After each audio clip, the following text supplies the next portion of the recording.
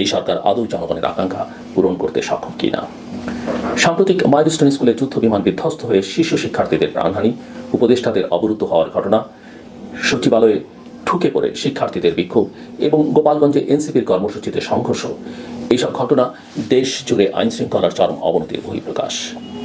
এমন সংকটময় বাস্তবতায় সরকার আবারও রাজনৈতিক দলগুলোর সঙ্গে বৈঠক করেছে। কিন্তু এই বৈঠকগুলোতে দলগুলোর নেতৃবৃন্দ যে ক্ষোভ ও হতাশা প্রকাশ করেছেন তা উপেক্ষা করবেন। সরাসরি প্রধান উপদেষ্টাকে পদত্যাগের পরামর্শ দিয়েছেন।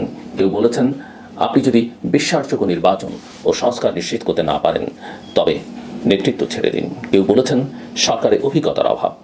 আবার প্রধান উপদেষ্টা নিজেও স্বীকার করেছেন প্রশাসনের দুর্বলতা, গোয়েন্দা ব্যর্থতা, বাহিনীর অকার্যকর অবস্থান। কিন্তু এই স্বীকারোক্তি কোনো সমাধানের পথে নিয়ে যাচ্ছে না, বরং জনগণের মধ্যে এক ধরনের দৃষ্টিভঙ্গি তৈরি হচ্ছে সরকার শুধু দায় এড়াতে চায়, দায়িত্ব নিতে নয়। এই ভেতরে আরেকটি সরকার রয়েছে এবং সেই অভ্যন্তরীণ সরকারি বাস্তবতাকে নিয়ন্ত্রণ করছে। প্রথম আলোর গোলটেবিল বৈঠকে হোসেন জিল্লুর রহমান অর্থনীতিবিদ এবং তত্ত্বাবধায়ক সরকারের সাবেক উপদেষ্টা মিসারা হোসেন, চিন্তক ফরহাদ মাজার, অর্থনীতিবিদ আনু মোহাম্মদ, অর্থনীতিবিদ দেবপ্রিয় ভট্টাচার্য, অর্থনীতিবিদ মাহবুবুল্লাহ, সোশ্যাল মিডিয়ার ইনফ্লুয়েন্সার ডক্টর জাহিদুর রহমান, তহুল আহমেদ, সাইদ ফেরদৌস, কামার আহমেদ, সাইমন সহ বিশেষজ্ঞদের বক্তব্য এই হতাশার প্রতিচ্ছবি তুলে। তারা বলছেন, সরকারের মধ্যে কোনো নৈতিক অবস্থান নেই, ব্যবস্থায় ভীতি বিরাজ করছে, রায় নয় আদেশও কেউ দিতে সাহস পান না, ঢালাও মামলা চলছে, রাজনৈতিক বিরোধী থেকে দমন করা হচ্ছে।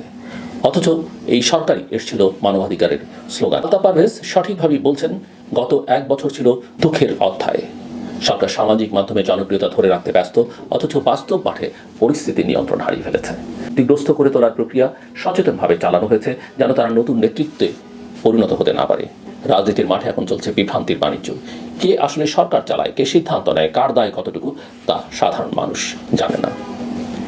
ফরহাদ মাজার এবং আনু মোহাম্মদ বলছেন, অন্তর্বর্তী সরকার শেখ হাসিনার সংবিধানের কাঠামোর মধ্যেই চলতে। একদিকে সংস্কার কমিশনের নামে ব্যস্ততা, অন্যদিকে কার্যত কোনো সংস্কার বাস্তবায়ন সুপারিশগুলো নিয়ে সরকারের আগ্রহ বরং ঘনিষ্ঠজনদের ক্ষমতায় বসানোর চেষ্টাই প্রাধান্য পেয়েছে।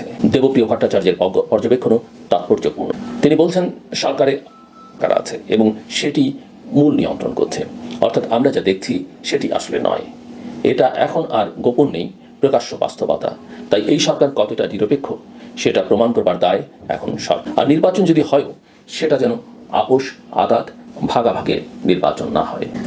সিপিবি, বাসদ ও বাংলাদেশ জাসদের প্রতীকী ওয়াকআউট দেখিয়েছে সরকারের প্রতি প্রতীকী অনাস্থা। রাজনৈতিক দলগুলো বলছে, সরকার যদি আলোচনার ধারায় না আসে তাহলে সেই ঐক্যও থাকবে না। যারা 5 আগস্টের পর ফ্যাসিবাদ বিরোধী ঐক্যে ছিল তারাও এখন দ্বিধাগ্রস্ত। সাংবাদিক, গবেষকদের মূল্যায়নে স্পষ্ট যে সরকার এখন পাওনার হিসাব দিতে ব্যস্ত। বিচার, সংস্কার, নির্বাচন এই 3টি গুরুত্বপূর্ণ ইস্যুতে সরকারের হাতে দেখানোর মতো কিছু নেই, বরং দুর্নীতি বেড়েছে, আমলাতন্ত্র শক্তিশালী হয়েছে, আইন শৃঙ্খলা ভেঙে পড়েছে এবং সামাজিকভাবে আতঙ্কের পরিবেশ তৈরি। নির্বাচন ছাড়া আর কোনো পথ নেই, এই ঐকমত্য এখন শক্তভাবে উচ্চারিত হচ্ছে। তবে সেই নির্বাচনের আগে সরকারের গ্রহণযোগ্যতা নিশ্চিত করা জরুরি। অংশ বলছে, সেনাবাহিনীর সক্রিয় সহযোগিতা ছাড়া এই নির্বাচনও সম্ভব নয়। দুঃখজনক হচ্ছে, সাধারণ মানুষ যারা অভ্যুত্থানে প্রাণ দিয়েছে, রাস্তায় নেমেছিল, তাদের কারো কথা কেউ বলছে না। এই এক বছরে অন্তর্বর্তী সরকারের সবচেয়ে বড় ব্যর্থতা হলো মানুষের আস্থা ফিরিয়ে আনতে। বরং সরকার নিজেই বারবার বলছে, আমরা থাকতে চাই না এমন মন্তব্য আস্থাহীনতার চূড়ান্ত। এখন যদি একটি নির্ভরযোগ্য, গ্রহণযোগ্য নির্বাচন না হয় তাহলে দেশে যে অস্থিরতা, বিশৃঙ্খলার পরিবেশ তৈরি হবে তা সামাল দেয়া এই দুর্বল সরকারের পক্ষে অসম্ভব হয়ে পড়ে। বরং এই অস্থিরতা কারো জন্য হয়ে উঠতে পারে একটি নতুন রাজনৈতিক সুযোগ। বাংলাদেশের জনগণ যারা এই সরকারকে অভ্যুত্থানের মাধ্যমে ক্ষমতায় এনেছিল তারা এখন নীরব চাপে পর্যবেক্ষণ করছে। এই সরকার তাদের বিশ্বাসযোগ্যতা ধরে রাখতে পারে কিনা খুব কম। ইতিহাস অপেক্ষা করে না।